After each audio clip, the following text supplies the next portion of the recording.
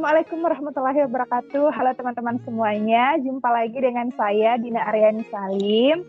Dan kali ini kita mau sharing session sama bintang tamunya Umi Wahda. Bersama teman saya ya, salah satu teman saya, namanya tuh Wahdani Sariwarsi Escape. Kita hari ini mau sharing bahas sedikit tentang bagaimana sih pengalamannya persiapan sebelum memasuki dunia pernikahan. Jeng jeng jeng. Nah, jadi memang betul sekali teman-teman bahwa sebelum kita memasuki dunia pernikahan banyak sekali hal-hal yang perlu kita persiapkan, baik itu secara fisik, secara psikologis, bahkan secara dari segi agama atau mungkin persiapan spiritualnya.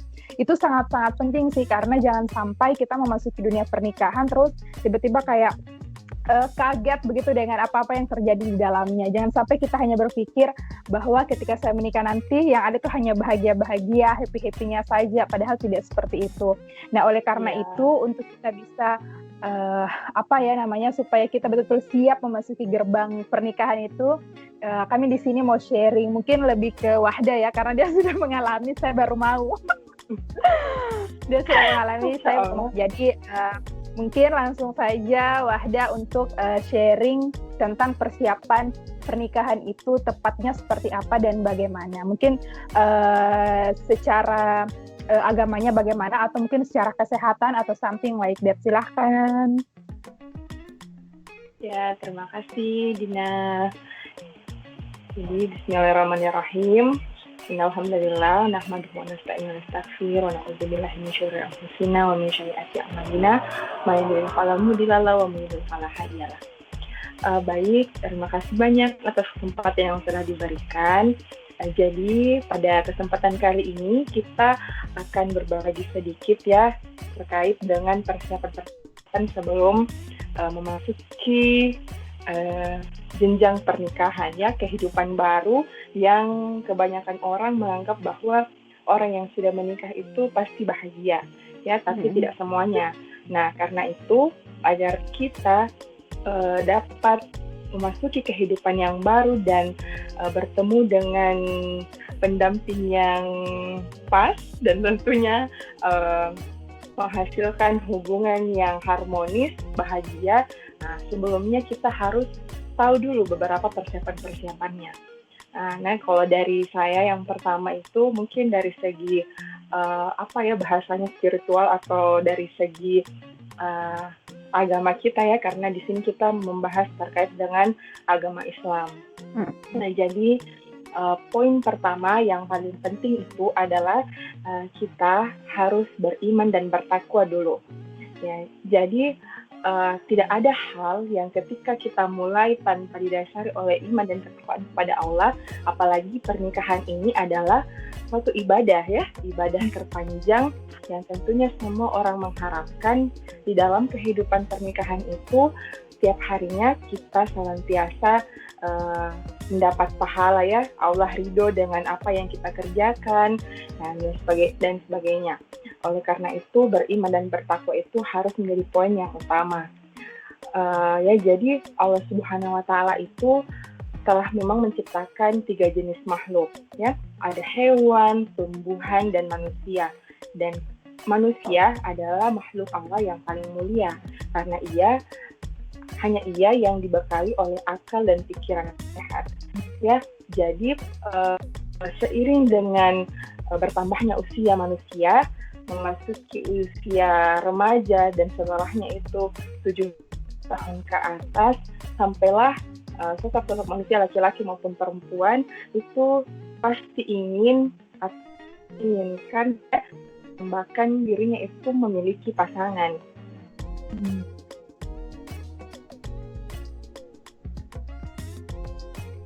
Ya, memiliki seorang pendamping hidup untuk melanjutkan kehidupan selanjutnya. Ya, jadi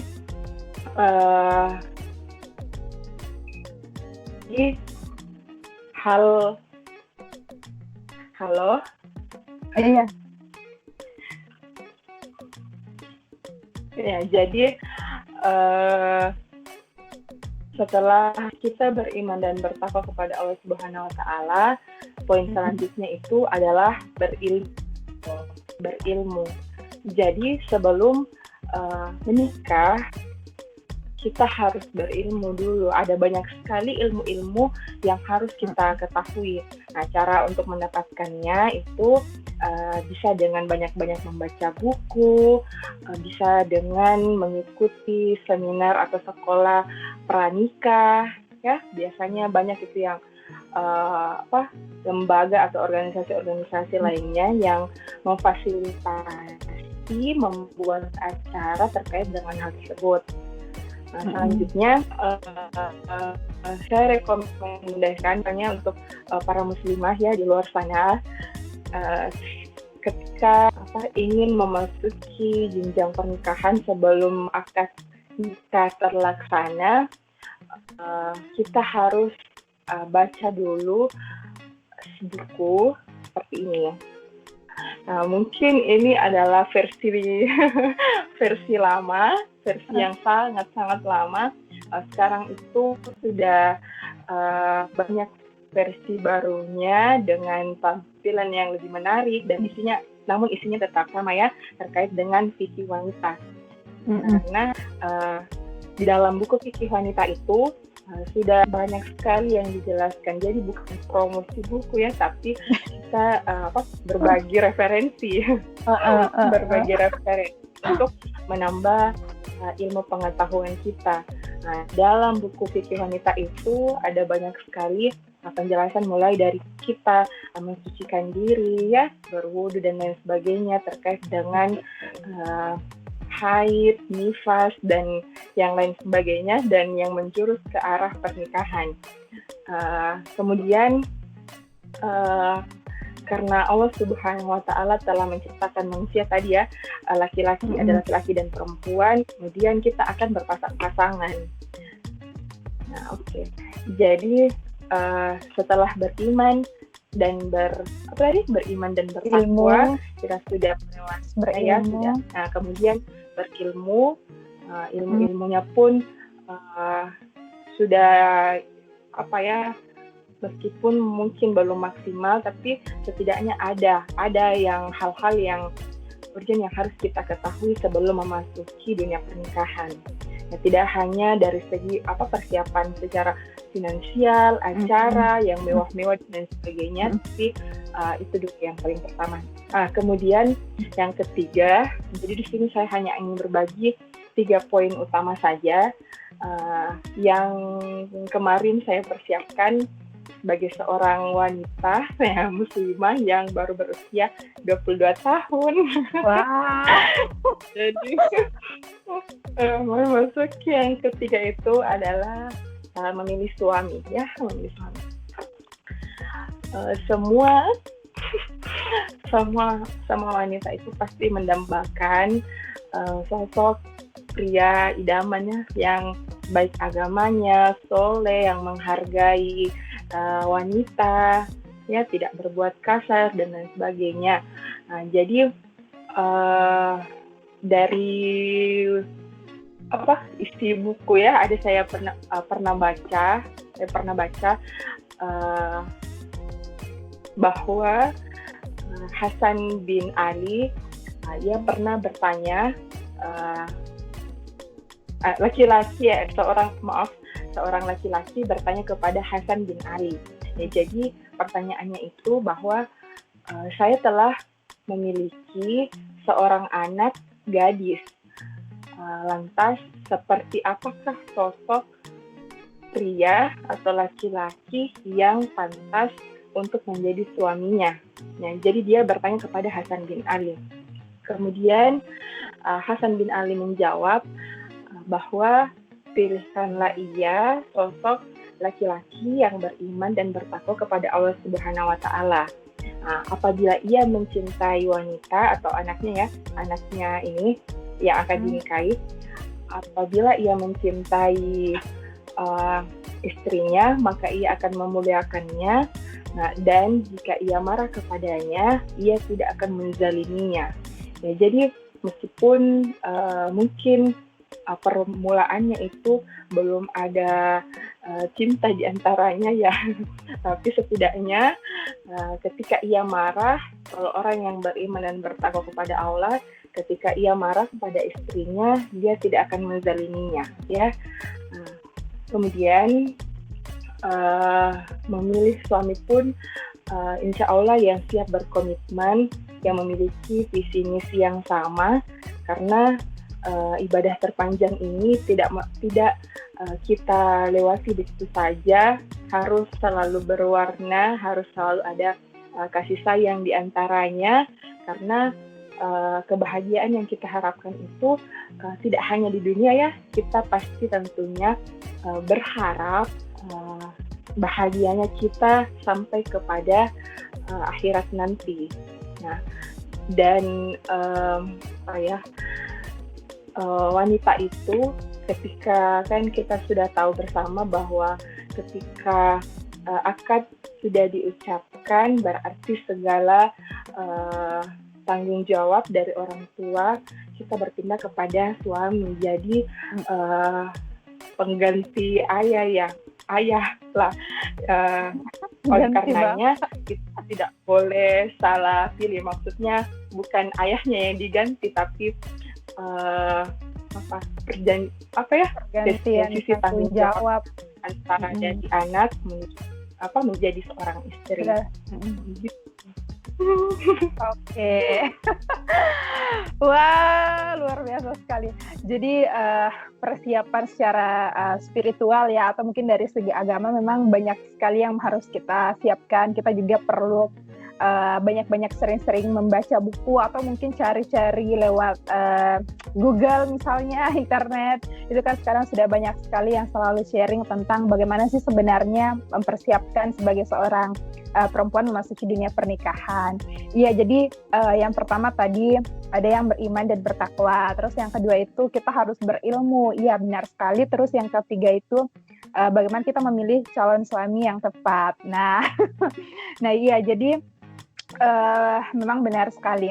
Kalau secara psikologinya sendiri sebenarnya memang apa yang disampaikan tadi sebenarnya saling berkaitan ya. Yang pertama misalnya ketika kita ingin memasuki dunia pernikahan, jangan hanya secara finansialnya yang dipersiapkan, tapi juga kita harus bisa bersiap secara psikis, termasuk segala hal yang akan terjadi ke depannya. Karena ya itu dia tadi, kita juga harus punya iman dan takwa, karena kita meyakini bahwa apa yang kita jalani ini bukan hanya sekedar pergantian status gitu, tapi memang ini adalah suatu ibadah terpanjang ya, suatu ibadah terpanjang yang artinya ketika kita punya iman dan takwa, ke depannya diharapkan apapun, gejolak apapun yang akan terjadi dalam dunia pernikahan kita tuh diharapkan mampu gitu, kita bisa manage apa kondisinya nanti.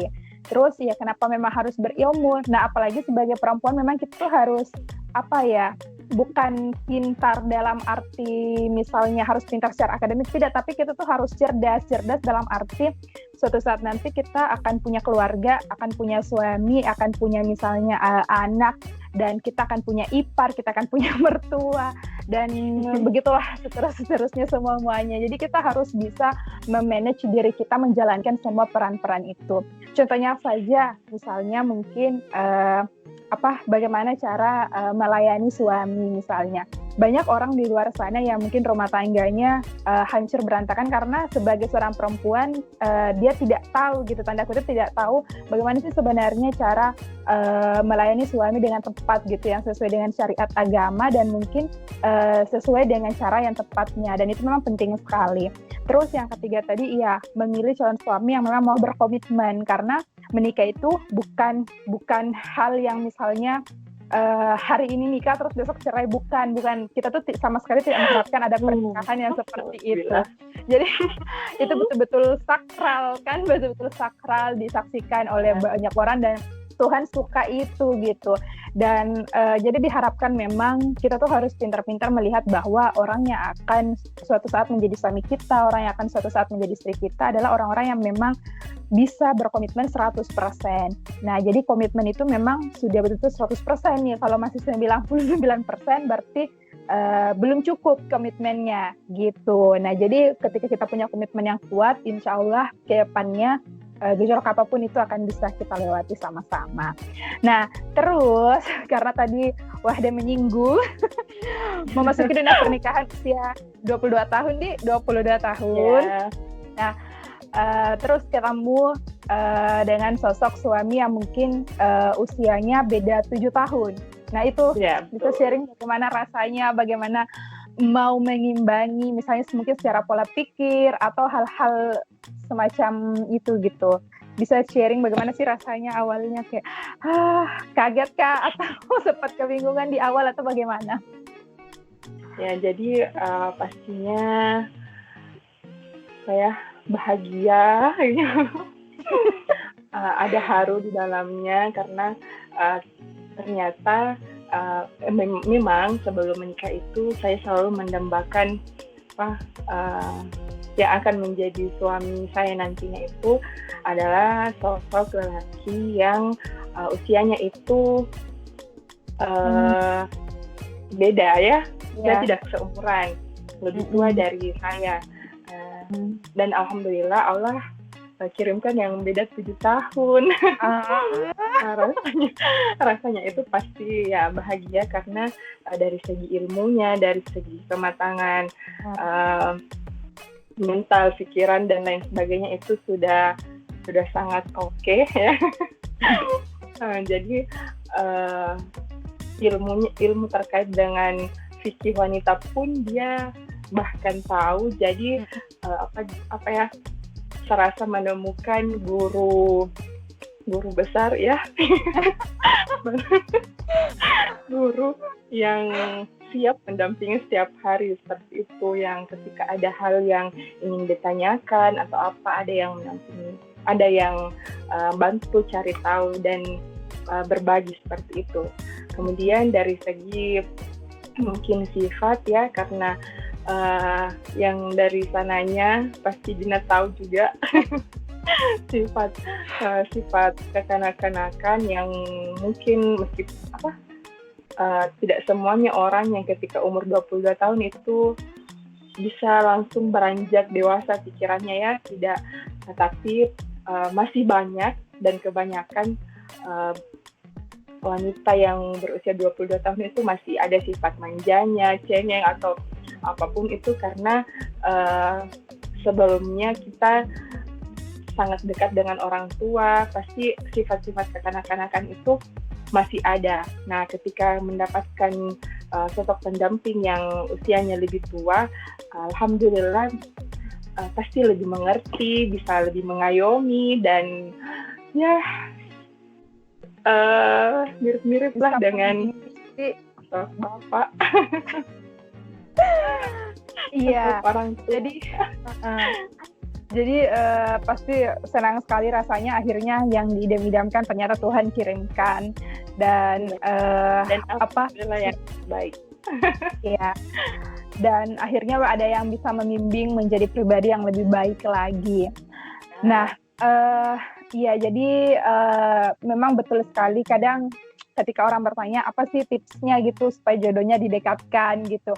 Biasanya kan banyak orang yang misalnya kita sudah berubah jadi lebih baik apa dan segala macam, tapi kok tidak datang-datang. Padahal kan sebenarnya perlu dicek dulu niatnya mau berubah karena misalnya mau berubah karena Tuhan atau hanya karena jodohnya cepat datang gitu.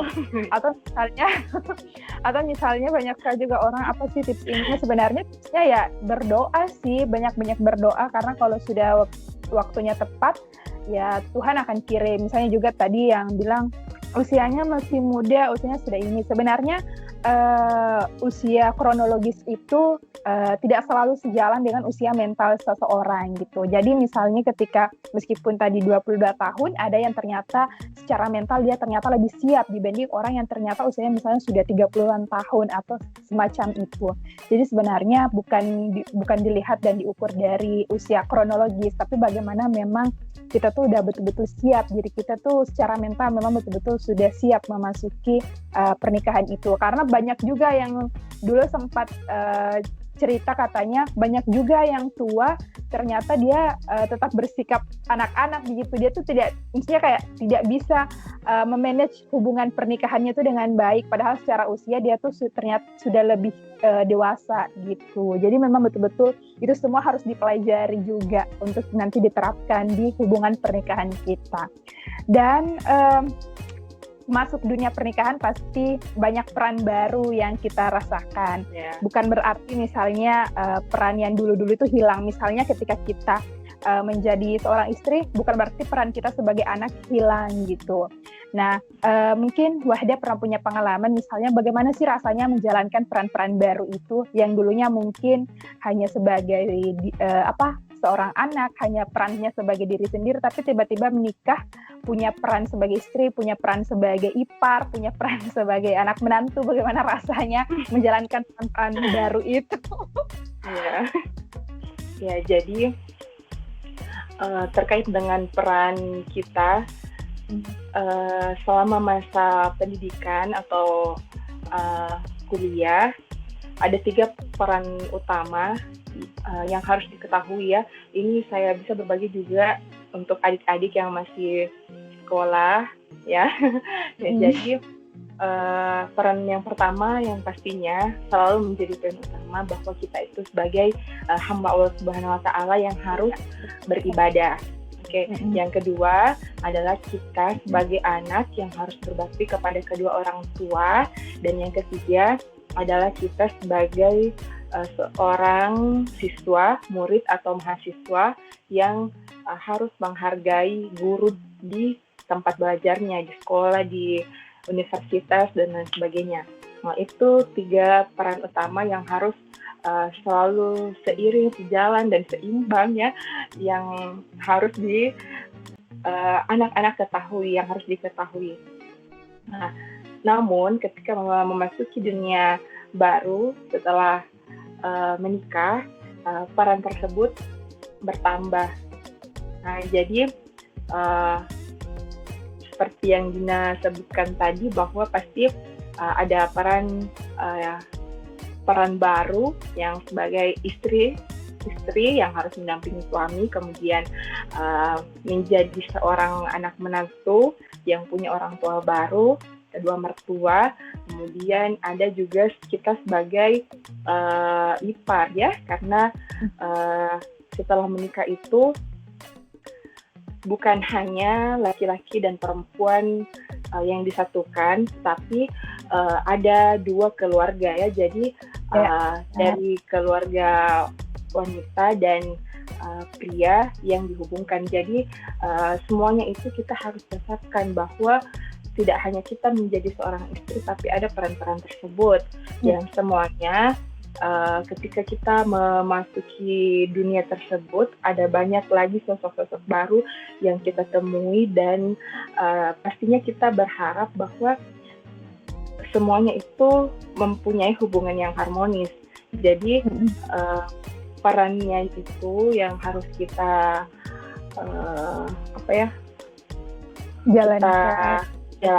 jalankan itu bagaimana supaya semuanya itu hubungannya adalah tetap baik, tidak ada hal-hal yang kurang mengenakan ya. Karena kehidupan baru itu maksudnya kita selalu berharap selalu bahagia kan, tidak ada perselisihan di dalamnya. Jadi itu sih perannya bahwa memasuki dunia pernikahan harus siap mental. Iya, jadi benar sekali. Benar ya, berarti dari inti cerita sharing-sharing kita tadi itu sebenarnya ketika kita memasuki dunia pernikahan, jangan asal misalnya ketika ada yang tiba-tiba, misalnya ada yang datang melamar meminta menjadi istri, jangan langsung ya mau, tapi kita harus bertanya dulu. Bertanya dulu ya kan.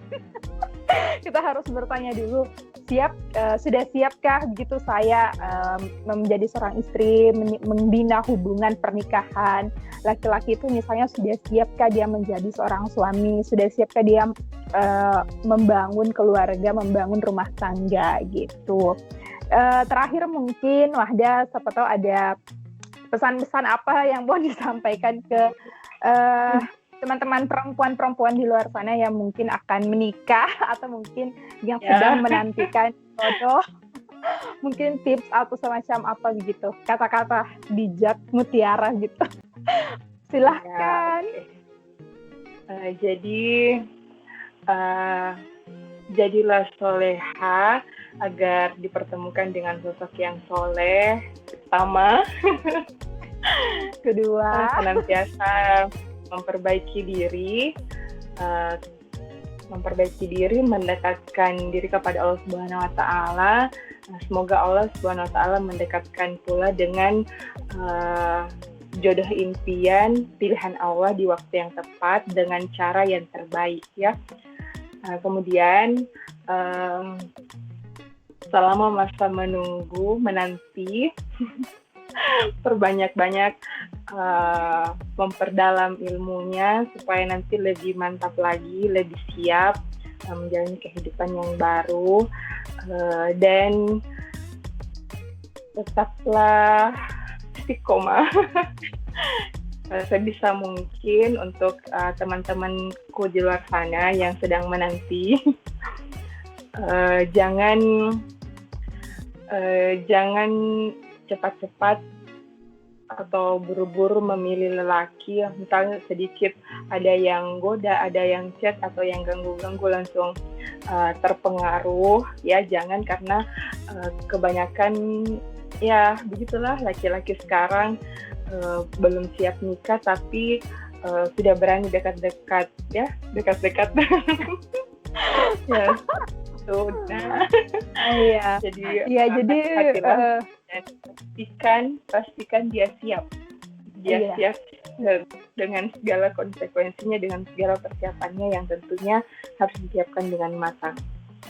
Iya, benar sekali. Jadi pilih laki-laki juga jangan asal milih, misalnya sudah dia kayaknya karena aku